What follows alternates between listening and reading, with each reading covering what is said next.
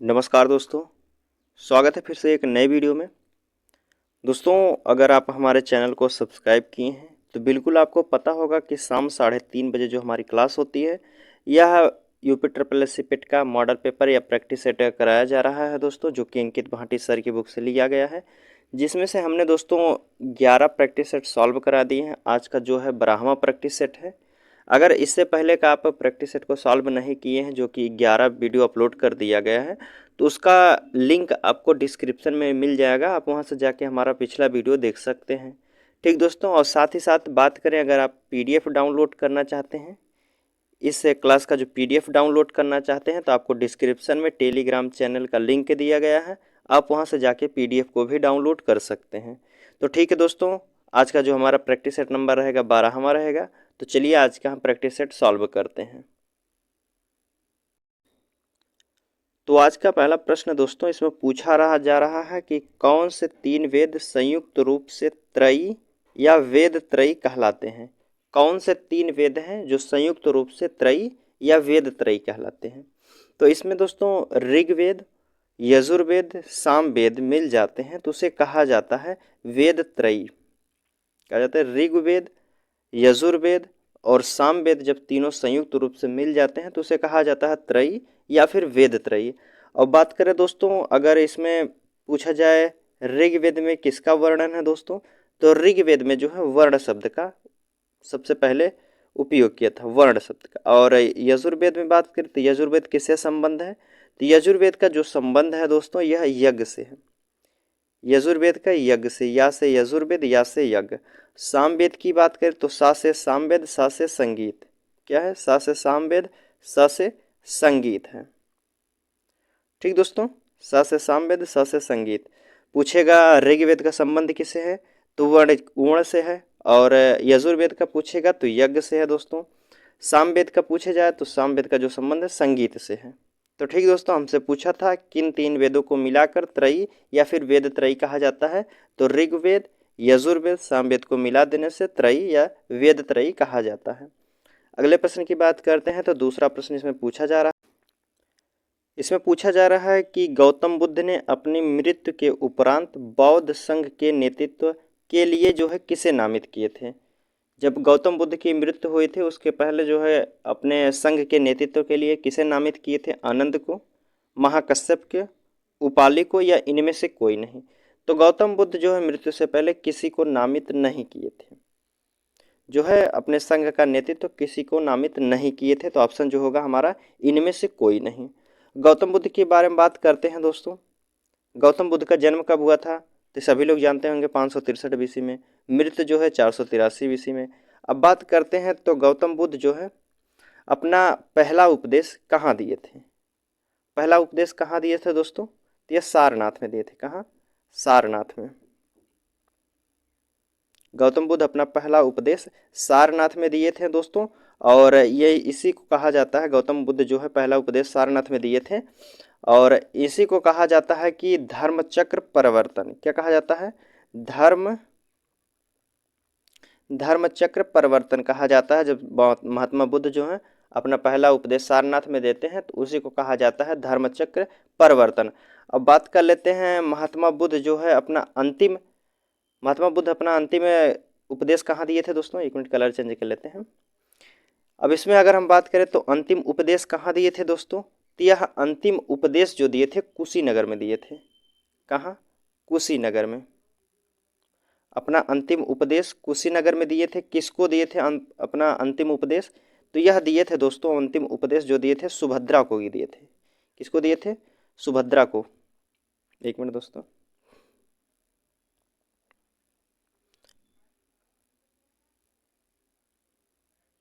तो गौतम बुद्ध जो है अपना अंतिम उपदेश दिए थे सुभद्रा को। ठीक, अब हम बात करते हैं, इसमें पूछेंगे कि अगर पूछा जाए कि महात्मा बुद्ध अपना पहला उपदेश कहाँ दिए थे, तो सारनाथ में, जिसे धर्मचक्र परिवर्तन भी कहा गया। और अंतिम उपदेश कहाँ दिए थे, तो कुशीनगर में दिए थे। किसको दिए थे? सुभद्रा को दिए थे। किसको? सुभद्रा को। कुशीनगर में पाली भाषा में दिए थे दोस्तों सुभद्रा को। ठीक, अगले प्रश्न की बात करते हैं दोस्तों। इसमें तीसरा प्रश्न पूछा जा रहा है कि इसमें पूछा जा रहा है कि जैन संप्रदाय के प्रथम विभाजन के समय श्वेतांबर संप्रदाय के संस्थापक कौन थे। श्वेतांबर संप्रदाय के संस्थापक कौन थे दोस्तों? तो यह थे आपके स्थलभद्र थे।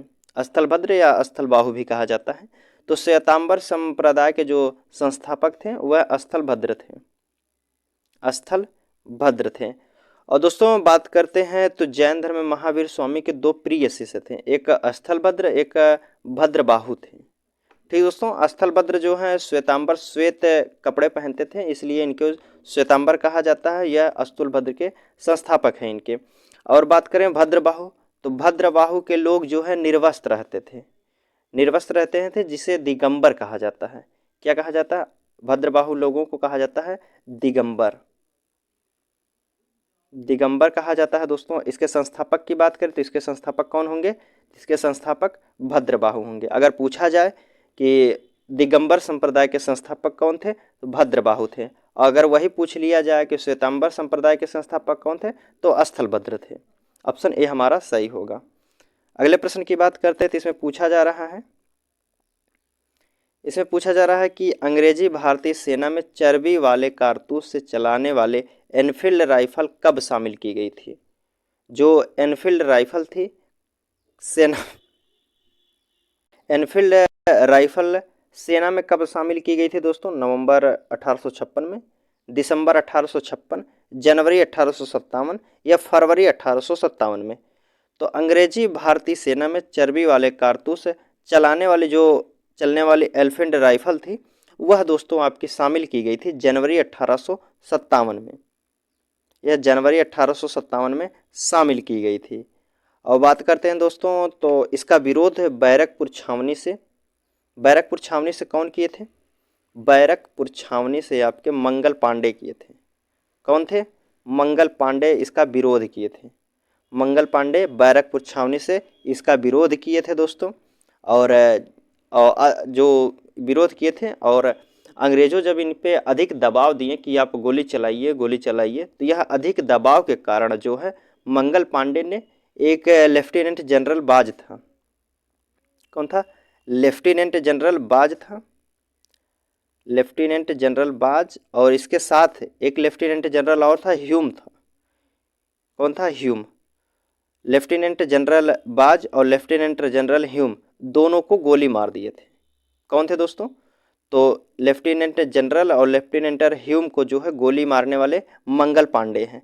तो इन्हीं के जो मृत्यु के कारण मंगल पांडे को फांसी दे दी गई थी दोस्तों। 8 अप्रैल 1857 को मंगल पांडे को बैरकपुर छावनी में फांसी दे दी गई थी। तो ठीक हमसे पूछा गया था कि जो है कारतूस चलने वाली जो एनफील्ड राइफल थी कब शामिल की गई थी, तो यह शामिल की गई थी आपकी 1857 में। इसमें पूछा जा रहा है कि हर्ष के दरबार में ह्वेनसांग एक दूत के रूप में किसने भेजा था। ह्वेनसांग को हर्षवर्धन के दरबार में किसने भेजा था दोस्तों? तो इसको ह्वेनसांग को भेजने वाले थे ताइसुंग। कौन थे? ताइसुंग। ह्वेनसांग जो है चीनी यात्री है दोस्तों। यह भारत में कब आया था दोस्तों? तो यह 629 ईस्वी में भारत आता है। ह्वेनसांग जो है 629 ईस्वी में हर्षवर्धन के शासनकाल में भारत आता है दोस्तों। और इसे कहा जाता है यात्रियों का राजकुमार भी कहा जाता है। इसे क्या कहा जाता है? यात्रियों का जो है राजकुमार भी कहा जाता है, यात्रियों का राजकुमार कहा जाता है। और ह्वेनसांग जो है नालंदा विश्वविद्यालय में अध्ययन तथा अध्यापन दोनों का कार्य किया था। बात करें ह्वेनसांग की तो यह जो दोस्तों है यह नालंदा विश्वविद्यालय में, ह्वेनसांग की बात हुई, नालंदा विश्वविद्यालय में पढ़ा और साथ ही साथ जो है पढ़ाया भी है नालंदा विश्वविद्यालय में। बात करें अब बताइए दोस्तों कि ह्वेनसांग को दूत के रूप में किसने भेजा था? ताइसुंग। कब आया था भारत में? तो 629 ईस्वी में। किसके शासनकाल में? ह्वेनसांग के शासनकाल में। इसे यात्रियों का राजकुमार कहा जाता है। और यह ह्वेनसांग जो है नालंदा विश्वविद्यालय में पठन तथा पाठन का कार्य दोनों कराया था, पढ़ा भी था और उसी विद्यालय में पढ़ाया भी था। तो ठीक दोस्तों, बात सभी को समझ में आ गई होगी। चलिए अगला क्वेश्चन देखते हैं। इसमें पूछा जा रहा है दोस्तों कि भारतीय राष्ट्रीय कांग्रेस के प्रथम अधिवेशन में कितने प्रतिभागियों ने भाग लिया था। जो भारतीय राष्ट्रीय कांग्रेस का प्रथम अधिवेशन होता है उसमें कितने प्रतिभागियों ने भाग लिया था? 52 लोग थे, 62 लोग, 72 लोग या फिर 82 लोग थे? तो कांग्रेस का जो प्रथम अधिवेशन हुआ था इसमें 72 लोग भाग लिए थे। प्रथम अधिवेशन कब हुआ था दोस्तों?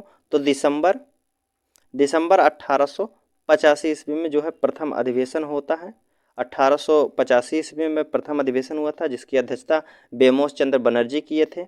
और यह जो अधिवेशन था, अधिवेशन जो इसका अधिवेशन का स्थान रखा गया था पूना में, लेकिन पूना में जो है दोस्तों प्लेग फैल जाने के कारण जो 1885 ईस्वी में प्रथम अधिवेशन हुआ था यह मुंबई के गोकुल दास तेजपाल विद्यालय में हुआ था।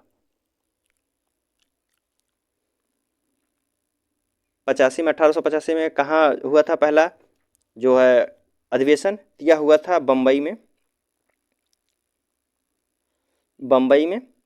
हुआ था दोस्तों, गोकुल दास तेजपाल विश्वविद्यालय में। और पहले जो था पूना में होने वाला था लेकिन वहाँ प्लेग फैल जाने के कारण जो है बम्बई में इसका अधिवेशन पहला अधिवेशन हुआ था।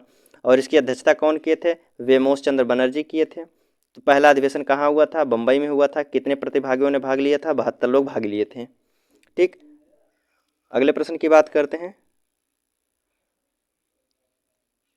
इसमें पूछा जा रहा है कि भारतीय राष्ट्रीय कांग्रेस को किसने भीख मांगने वाली संस्था कहा है? भारतीय राष्ट्रीय कांग्रेस को किसने भीख मांगने वाली संस्था कहा है? बीसी पाल ने, तिलक ने, अरविंद घोष या इनमें से कोई नहीं? तो इनमें से जो अरविंद घोष हैं दोस्तों, इन्होंने भारतीय राष्ट्रीय कांग्रेस को कहा था भीख मांगने वाली संस्था। इसमें पूछा जा रहा है कि निम्नलिखित में से किसको अंग्रेजी सरकार ने काकोरी षड्यंत्र के मामले में फांसी पर चढ़ा दिया था? किस व्यक्ति को अंग्रेजों ने काकोरी षड्यंत्र के मामले में फांसी पर चढ़ा दिए थे? भगत सिंह को, राम प्रसाद बिस्मिल को या चंद्रशेखर आजाद को, बटुकेश्वर दत्त को? तो काकोरी षड्यंत्र के जो नायक थे दोस्तों राम प्रसाद बिस्मिल थे। राम प्रसाद बिस्मिल थे दोस्तों और इनको अंग्रेजों ने फांसी पर चढ़ा दिया था। राम प्रसाद बिस्मिल को अंग्रेजों ने फांसी पर चढ़ा दिया था। कब चढ़ाए थे? तो 19 दिसंबर 1927 को राम प्रसाद बिस्मिल को फांसी दे दी गई थी। ठीक दोस्तों, 19 दिसंबर 1927 को राम प्रसाद बिस्मिल को फांसी दे दी गई थी। और राम प्रसाद बिस्मिल द्वारा एक कविता लिखे हैं दोस्तों, सरफरोशी की तमन्ना अब हमारे दिल में है। तो सरफरोशी की तमन्ना के कविता लेखक कौन है? तो राम प्रसाद बिस्मिल है। ठीक, राम प्रसाद बिस्मिल को फांसी कब दी गई थी दोस्तों? बताइए, राम प्रसाद बिस्मिल को फांसी कब दी गई थी? तो यह दी गई थी 19 दिसंबर 1927 को। ठीक, आगे बात कर लेते हैं अगले प्रश्न की। इसमें पूछा जा रहा है कि, एक मिनट दोस्तों, पूछा जा रहा है कि तिलक तथा एनी बेसेंट द्वारा बनाए गए होम रूल लीग के मिला दिया गया था दोस्तों। होम रूल लीग को कब मिला दिया गया था या समाप्त कर दिया है? 1916 में, 1918 में, 1920 में या 1923 में? तो दोस्तों होम रूल लीग में मिला दिया गया था यह 1918 में जो है समाप्त कर दिया गया था होम रूल लीग को। कब समाप्त किया गया था? तो 1918 में। बात करते हैं दोस्तों तिलक जो है बाल Gangadhar Tilak home rule league की स्थापना कब किए थे? तो बाल गंगाधर तिलक जो है दोस्तों होम रूल की स्थापना किए थे अप्रैल 1916 में किए थे। बाल गंगाधर तिलक जो किए थे 1916 में किए थे। और एनी बेसेंट जो थी दोस्तों, एनी बेसेंट कब की थी? सितंबर 1916 में की थी। ठीक, पूछेगा कि जो है होम रूल आंदोलन की शुरुआत पहले कौन किए थे? तो बाल गंगाधर तिलक थे। कब किए थे? अप्रैल 1916 में। और एनी बेसेंट कब की थी? तो सितंबर 1916 में किए थे। ठीक दोस्तों, अगले प्रश्न की बात करते हैं। इसमें पूछा जा रहा 10वां प्रश्न है कि महात्मा गांधी, एक मिनट, इसमें पूछा जा रहा है दोस्तों महात्मा गांधी के राजनीतिक गुरु कौन थे? महात्मा गांधी के राजनीतिक गुरु कौन थे दोस्तों? तो इनके राजनीतिक गुरु जो थे गोपाल कृष्ण गोखले थे। कौन थे? गोपाल कृष्ण गोखले। गोपाल कृष्ण गोखले थे इनके राजनीतिक गुरु। ठीक, राजनीतिक गुरु कौन थे महात्मा गांधी को? गोपाल कृष्ण गोखले थे। और बात करें दोस्तों महात्मा गांधी को आंदोलन की प्रेरणा किससे मिली थी? जो महात्मा गांधी हैं आंदोलन की प्रेरणा किससे लिए थे? तो यह लियो टाल्स्टाइन से लिए थे। किसे? लियो टाल्स्टाइन से। बात करें दोस्तों कि लियो टाल्स्टाइन से क्या सीखे थे महात्मा गांधी, तो लियो टाल्स्टाइन से महात्मा गांधी सीखे थे कि आंदोलन की प्रेरणा, आंदोलन कैसे किया जाएगा। और भूख हड़ताल की जो सीख मिली थी यह रस्किन से सीखे थे। भूख हड़ताल की सीख किससे सीखे थे? तो रस्किन से सीखे थे। लेकिन हमसे पूछा था महात्मा गांधी के राजनीतिक गुरु कौन थे, तो गोपाल कृष्ण गोखले थे। ठीक दोस्तों, महात्मा गांधी के राजनीतिक गुरु कौन थे? गोपाल कृष्ण गोखले थे।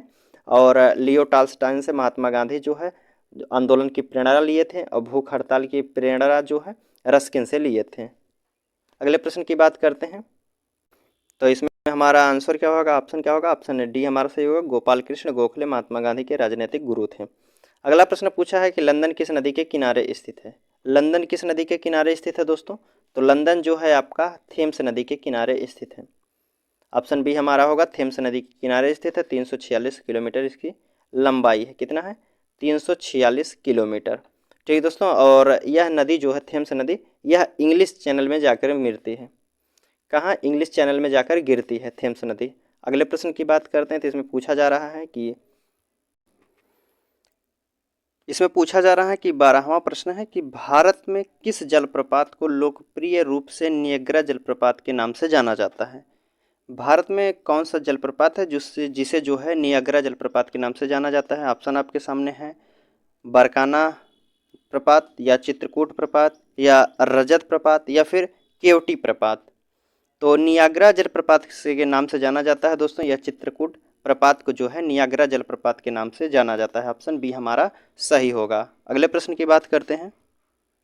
तो 13 नंबर का प्रश्न पूछा जा रहा है इसमें कि कह रहा है कि भारत में मानसून की अवधि औसतन कितने समय के लिए विस्तारित होती है? जो भारत में मानसून की अवधि औसतन कितने समय के लिए विस्तारित होती है? 80 से 114 दिन, 140 दिन, सॉरी दोस्तों, 80 से 140 दिन, या फिर 100 से 120 दिन, 90 से 130 दिन, या 100 से 140 दिन। तो भारत में मानसून की अवधि होती है, कितने समय तक होती है, कितने दिनों तक होती है दोस्तों? तो यह 100 से 120 दिनों तक जो है मानसून की औसतन वर्षा होती है दोस्तों, समय होती है 100 से 120 दिन तक, जून से सितंबर तक। अगले प्रश्न की बात करते हैं। तो इसमें पूछा जा रहा है कि नीलगिरी पहाड़ियों में सामान्यतः कौन पेड़ पाए जाते हैं? नीलगिरी पहाड़ियों में किस प्रकार के पेड़ पाए जाते हैं दोस्तों? साल के, चीड़ के, या फिर यूकेलिप्टस के, या फिर सागौन के। तो नीलगिरी पहाड़ियों में ज़्यादातर दोस्तों पाए जाते हैं पेड़ सागौन के पेड़ जो है पाए जाते हैं। अगले प्रश्न की बात करते हैं। तो इसमें पूछा जा रहा है 15 नंबर का प्रश्न कि भारत में सबसे बड़ा बाघ अभ्यारण्य जो है टाइगर रिजर्व कौन सा है? भारत में सबसे बड़ा बाघ अभ्यारण्य कौन सा है दोस्तों? पेंच है, मानस है, नागार्जुन है, या कार्बेट है? तो भारत का सबसे बड़ा बाघ अभ्यारण्य जो है यह दोस्तों आपका है नागार्जुन श्रीशैलम। नागार्जुन श्रीशैलम जो अभ्यारण्य है यह बाघ के लिए सबसे बड़ा है। और कहाँ है दोस्तों? यह आंध्र प्रदेश में है। कहाँ है? ANP, आंध्र प्रदेश में। अगला प्रश्न पूछा जा रहा है कि RBI की राष्ट्रीयकरण किस वर्ष हुआ था? RBI का राष्ट्रीयकरण कब हुआ था दोस्तों? 1959 में, 1947 में, 1945 में, 1949 में। तो RBI का जो राष्ट्रीयकरण हुआ था दोस्तों 1 जनवरी 1949 को हुआ था। ऑप्शन क्या होगा? ऑप्शन है डी हमारा सही होगा। 1 जनवरी 1949 को RBI का राष्ट्रीयकरण हुआ था। अगला प्रश्न इसमें पूछा जा रहा है कि 17 नंबर का प्रश्न है कि विनिवेश आयोग की स्थापना किस वर्ष हुई थी? जो विनिवेश आयोग की स्थापना किस वर्ष हुई थी? 1991 में, 1992 में, 1996 में, या 1998 में?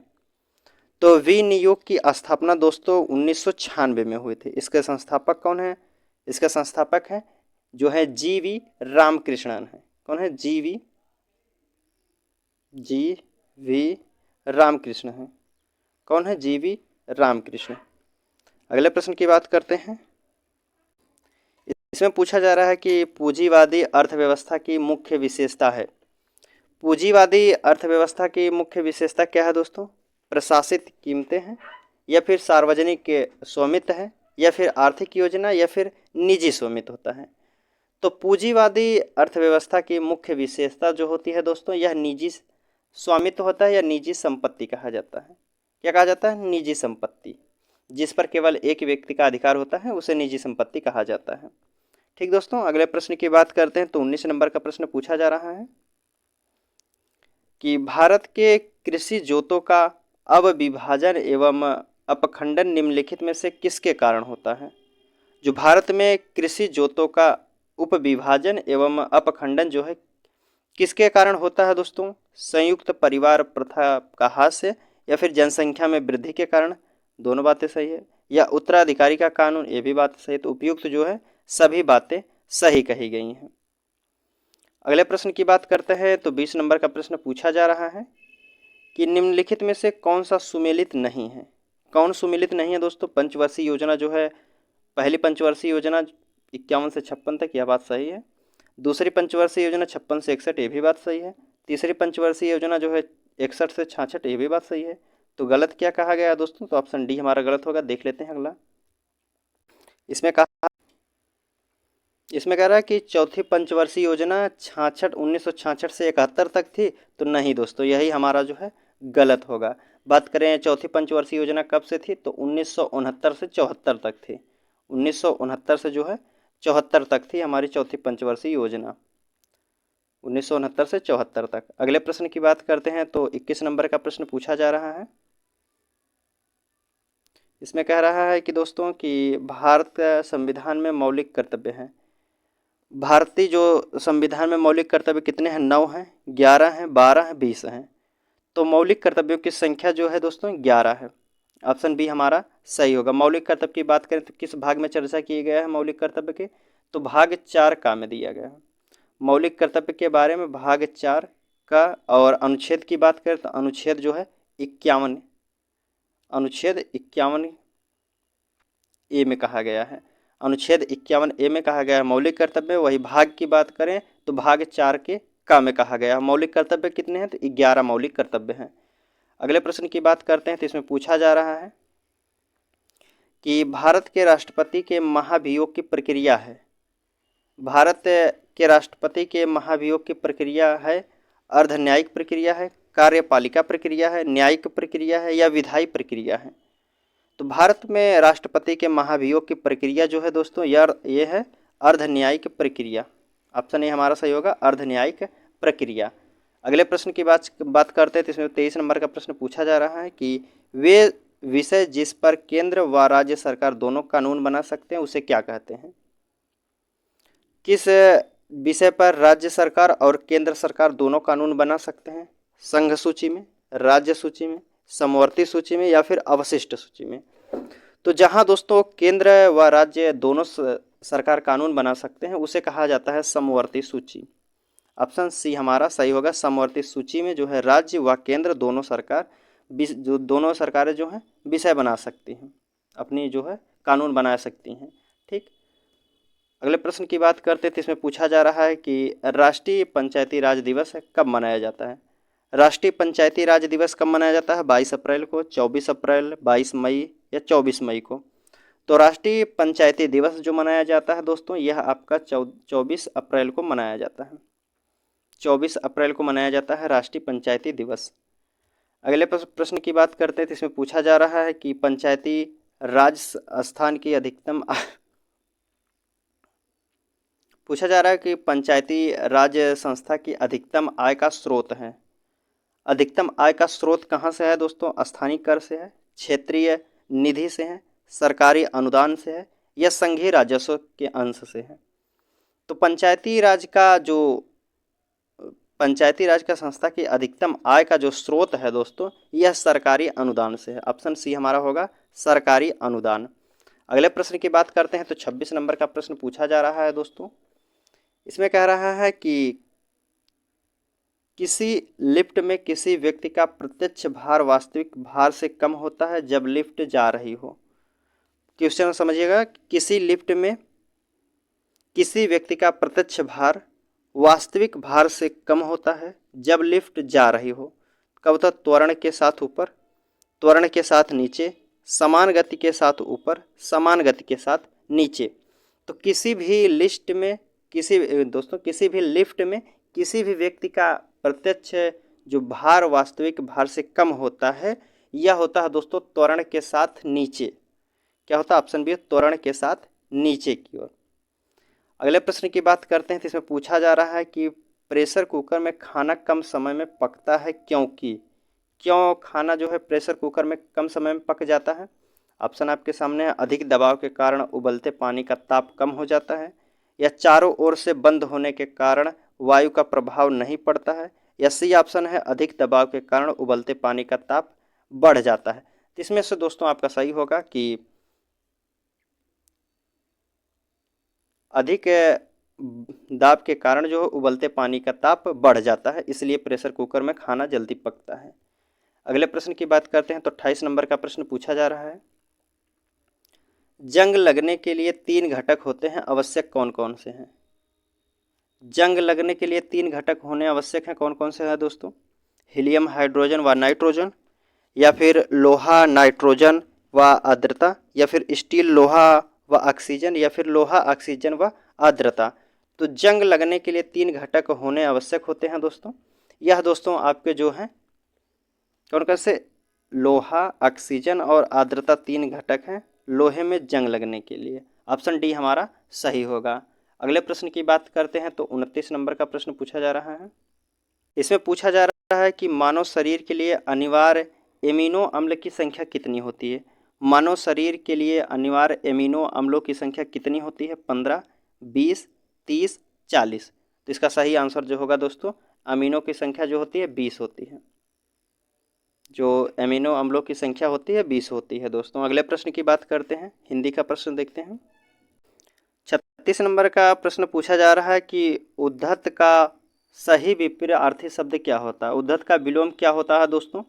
उद्धत कहा जाता है दोस्तों, अवनीत को भी कह सकते हैं। अवनीत का विलोम शब्द क्या होता है? विनीत होता है, अनीत होता है, सुमित होता है, कुनीत होता है। तो उद्धत का जो विलोम शब्द होता है दोस्तों विनीत होता है। ऑप्शन ए हमारा सही होगा। सीधे शब्दों में उद्धत को भी कह सकते हैं अवनीत। अवनीत का विलोम शब्द विनीत होता है। इसमें पूछा रहा है कि वाड़ी प्लस औचित्य का सही संधि विच्छेद क्या होगा? पूछा है वाड़ी और औचित्य का संधि क्या होगा दोस्तों? तो इसका जो वाड़ी प्लस औचित्य का जो सही संधि होगा यह दोस्तों होता है वाड़ियोचित्त होता है। कौन है? वाड़ियोचित्त। ऑप्शन ए हमारा सही होगा। कौन सी संधि होगी इसमें? तो इसमें यण संधि होती है। अगले प्रश्न की बात करते हैं तो इसमें पूछा जा रहा है कि निम्नलिखित शब्दों में से कौन सा शब्द जो है समुद्र का पर्यायवाची है? इनमें से कौन सा समुद्र का पर्यायवाची है दोस्तों? रत्नाकर है, मधुकर है, नरपति है, दिनकर है। तो समुद्र का जो पर्यायवाची होता है दोस्तों यह आपका है रत्नाकर। कौन है? रत्नाकर। कौन है? रत्नाकर। ऑप्शन ए हमारा सही होगा कि समुद्र का पर्यायवाची रत्नाकर है। और इसके साथ साथ पयोधी भी होता है, उदधि भी होता है। ठीक है, आगे बात करते हैं अगले प्रश्न की। कह रहा कि जो थोड़ा जानता हो उसके लिए एक शब्द में क्या कहते हैं? जो थोड़ा सा जानता हो उसके लिए एक शब्द में क्या कहते हैं? अवज्ञ कहते हैं, अल्प कहते हैं, अल्पज्ञ कहते हैं, या सर्वज्ञ कहते हैं। जो थोड़ा जानता है उसे कहा जाता है अल्पज्ञ दोस्तों, और जो बहुत कुछ जानता है उसे सर्वज्ञ कहते हैं। इसमें पूछा जा रहा है कि कव्वाली शब्द में कौन सा लिंग है दोस्तों? कव्वाली में शब्द में कौन सा लिंग है दोस्तों? तो कव्वाली जो है स्त्रीलिंग है। क्या है? स्त्रीलिंग। ठीक, तो कव्वाली में कौन सा जो है यह स्त्रीलिंग है। ऑप्शन इसमें नहीं दिया है तो क्या होगा हमारा? स्त्रीलिंग है, कव्वाली स्त्रीलिंग है। अगले प्रश्न की बात कर लेते हैं। इसमें पूछा जा रहा है कि हाल ही में बंगाल की खाड़ी में जो है आसानी चक्रवात ने दस्तक दी है। इस चक्रवात का नाम आसानी किस देश ने रखा है? आसानी चक्रवात का नाम किस देश ने रखा है? पाकिस्तान, श्रीलंका, बांग्लादेश, अफगानिस्तान। तो हाल ही में जो बंगाल की खाड़ी में चक्रवात आया है उसका नाम रखा गया है श्रीलंका के द्वारा आसानी नाम। क्या रखा गया है? आसानी नाम श्रीलंका के द्वारा। अगले प्रश्न की बात करते हैं तो इसमें पूछा जा रहा है, इसमें कह रहा है कि हाल ही में कहाँ पर राइट टू पी अभियान शुरू किया गया है? राइट टू पी अभियान कहाँ से शुरू किया गया है? नागपुर महाराष्ट्र, उदयपुर राजस्थान, भोपाल मध्य प्रदेश, रांची झारखंड। तो राइट टू पी का जो अभियान शुरू किया गया दोस्तों यह नागपुर महाराष्ट्र से किया गया है। ऑप्शन ए हमारा सही होगा।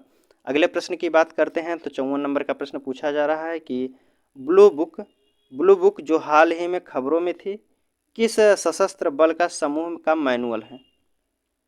ब्लू बुक जो हाल ही में खबरों में थे दोस्तों, किस सशस्त्र बल का समूह का मैनुअल है दोस्तों? सीमा सुरक्षा बल का है, असम राइफल्स का है, स्पेशल प्रोटेक्शन ग्रुप का है, या फिर दिल्ली पुलिस का है? तो ब्लू बुक जो है हाल ही में खबरों में थी दोस्तों, यह किस सशस्त्र बल समूह का मैनुअल है? तो यह एसपीजी का है, स्पेशल प्रोटेक्शन ग्रुप, एसपीजी जो कमांडो होते हैं। अगले प्रश्न की बात करते हैं तो इसमें पूछा जा रहा है दोस्तों, इसमें कह रहा है कि पंजाब के मेहाली अंतर्राष्ट्रीय हॉकी स्टेडियम का नाम बदलकर किसके नाम पर रखा गया है? जो पंजाब का मेहाली अंतर्राष्ट्रीय हॉकी स्टेडियम है दोस्तों, उसका नाम बदलकर किसके नाम पर रखा गया है? प्रधानमंत्री नरेंद्र मोदी के नाम पर, अमित शाह के नाम पर, या बलबीर सिंह सीनियर के नाम पर, महेंद्र सिंह धोनी के नाम पर? तो पंजाब का जो मेहाली अंतर्राष्ट्रीय हॉकी स्टेडियम है उसका नाम बदलकर दोस्तों बलबीर सिंह सीनियर के नाम पर रखा गया। ऑप्शन सी हमारा सही होगा। अगले प्रश्न की बात करते हैं तो 60 नंबर का प्रश्न पूछा जा रहा है कि संसद में कितनी बार पेपरलेस बजट पेश किया जा चुका है? संसद में कितनी बार पेपरलेस बजट पेश कर चुका है दोस्तों, किया जा चुका है? 1 बार, 2 बार, 3 बार, 4 बार? तो संसद में अब तक जो है केवल 3 बार पेपरलेस बजट पास किया गया है, पेश किया गया दोस्तों। कितनी बार? 3 बार जो है पेपरलेस बजट पेश किया जा चुका है। अगले प्रश्न की बात करते हैं तो इसमें पूछा जा रहा है 61 नंबर का कि जो पुरी में रथ यात्रा किसके सम्मान में आयोजित की जाती है? जो पुरी में रथ यात्रा सम्मान में की जाती है, किसके सम्मान में की जाती है? भगवान राम के, भगवान शिव, भगवान जगन्नाथ, या भगवान विष्णु के सम्मान में? तो रथ है जो पुरी में रथ यात्रा की जाती है दोस्तों, या भगवान जगन्नाथ के सम्मान के लिए की जाती है? ऑप्शन सी होगा। और जगन्नाथ यात्रा कहाँ की जाती है दोस्तों? जो जगन्नाथ है मंदिर है यह उड़ीसा में है। कहाँ है? उड़ीसा राज्य में स्थित है। अगले प्रश्न की बात करते हैं तो इसमें पूछा जा रहा है कि सान जोस किस देश की राजधानी है? सान जोस की राजधानी की बात करें दोस्तों तो यह कोस्टारिका की राजधानी है। सान जोस जो है कोस्टारिका की राजधानी है। फिजी की बात करें तो फिजी की राजधानी सुआ है। क्या है? सुआ है। चिली की बात करें तो चिली की राजधानी क्या है दोस्तों? चिली की राजधानी सैंटियागो है। क्या है? सैंटियागो। और उरुग्वे की बात करें तो उरुग्वे के बाद जो है इसकी राजधानी मोंटेवीडियो है। क्या है? मोंटेवीडियो इसकी राजधानी है उरुग्वे की। अगले प्रश्न की बात करते हैं तो पूछा 63 नंबर का प्रश्न है। इसमें पूछा जा रहा है दोस्तों कि नीलम संजीव रेड्डी भारत के चौथे राष्ट्रपति थे। नीलम संजीव रेड्डी जो है भारत के चौथे राष्ट्रपति थे, 5वें थे, 6वें, 7वें, 8वें? तो नीलम संजीव रेड्डी की बात करें दोस्तों तो यह 6वें प्रधान राष्ट्रपति थे। किस नंबर पे थे? 6वें राष्ट्रपति थे। इनका कार्यकाल की बात करें तो 1977 से लेकर 1982 तक इनका कार्यकाल था। 1982 तक, 1977 से 1982 तक नीलम संजीव रेड्डी का कार्यकाल था। यह 6वें नंबर के राष्ट्रपति थे। अगले प्रश्न की बात करते हैं तो इसमें पूछा जा रहा है यूनिसेफ का मुख्यालय कहाँ स्थित है? यूनिसेफ का मुख्यालय कहाँ स्थित है दोस्तों? यह सभी लोगों को पता होगा, न्यूयॉर्क में है। यूनिसेफ का मुख्यालय कहाँ है? न्यूयॉर्क में है। अगला प्रश्न पूछा जा रहा है कि टावर ऑफ विक्ट्री कहाँ स्थित है? टावर ऑफ विक्ट्री कहाँ स्थित है दोस्तों? ऑप्शन आपके सामने है, उदयपुर में है, जयपुर में, बीकानेर, चित्तौड़गढ़ में? तो टावर ऑफ विक्ट्री जो स्थित है दोस्तों यह चित्तौड़गढ़ में है। कहाँ है? ऑप्शन है डी, चित्तौड़गढ़। अगले प्रश्न की बात करते हैं तो इसमें पूछा जा रहा है, मिलान करना है। भरतनाट्यम कहाँ है दोस्तों? भरतनाट्यम कहाँ से संबंधित है, किस राज्य से? तो भरतनाट्यम तमिलनाडु से है। कुचिपुड़ी की बात करें तो कुचिपुड़ी आंध्र प्रदेश से है। कथकली, कथकली कहाँ से है दोस्तों आपकी? तो कथकली केरल से है। उड़ीसा से उड़ीसी है, जो है उड़ीसी से उड़ीसा। तो ऑप्शन क्या होगा हमारा? पहले का चौथा, दूसरे का तीसरा। इसमें पूछा जा रहा है दोस्तों कि 67 नंबर का प्रश्न कि भारत में ईसाई धर्म का प्रचारक सर्वप्रथम किसने किया था? जो भारत में ईसाई धर्म का प्रचार सर्वप्रथम किसने किए थे? सेंट थॉमस थे, वास्को डिगामा, या लॉर्ड क्लाइव, या सेंट कर्टियर थे? तो जो ईसाई धर्म का प्रचार करने वाले सर्वप्रथम व्यक्ति थे सेंट थॉमस थे। कौन थे ईसाई धर्म का प्रचार करने वाले? सेंट थॉमस थे। अगले प्रश्न की बात करते हैं तो इसमें पूछा जा रहा है 68 नंबर का प्रश्न कि उत्तर प्रदेश के सुप्रसिद्ध विश्वनाथ मंदिर कहाँ स्थित है? पूछा है कि उत्तर प्रदेश में सुप्रसिद्ध विश्वनाथ मंदिर कहाँ है दोस्तों? उड़ीसा में है, सॉरी दोस्तों, वाराणसी में है, इलाहाबाद में है, देवीपटन में है या श्रावस्ती में है? तो उत्तर प्रदेश में जो सुप्रसिद्ध विश्वनाथ मंदिर है दोस्तों, यह आपका वाराणसी में है, जिसे बनारस कहा जाता है। अगला प्रश्न इसमें पूछा जा रहा है कि कबड्डी खेल की समय अवधि कितनी होती है? कबड्डी खेल जो है कितने मिनट तक खेला जाता है? 38, 40, 25, 35 मिनट। तो कबड्डी खेल जो है 40 मिनट का समय होता है इसमें। ऑप्शन बी हमारा सही होगा। अगला प्रश्न और लास्ट प्रश्न है दोस्तों, क्योंकि टाइम ज़्यादा हो गया है, कि ग्लोबल वार्मिंग के लिए जिम्मेदार कौन गैस है? ग्लोबल वार्मिंग के लिए कौन सी जिम्मेदार गैस है? कार्बन डाइऑक्साइड है, नाइट्रस ऑक्साइड है, मेथेन है या उपयुक्त सभी हैं? तो ग्लोबल वार्मिंग के लिए जो है जिम्मेदार गैस है, उपयुक्त सभी है। इनमें से कौन कौन सी है? कार्बन डाइऑक्साइड और नाइट्रस ऑक्साइड, मेथेन, तीनों जो है जिम्मेदार हैं। तो हमारा क्वेश्चन आज का यहीं समाप्त होता हुआ। चलिए आपसे मिलते हैं अगले वीडियो में, तब तक के लिए धन्यवाद दोस्तों।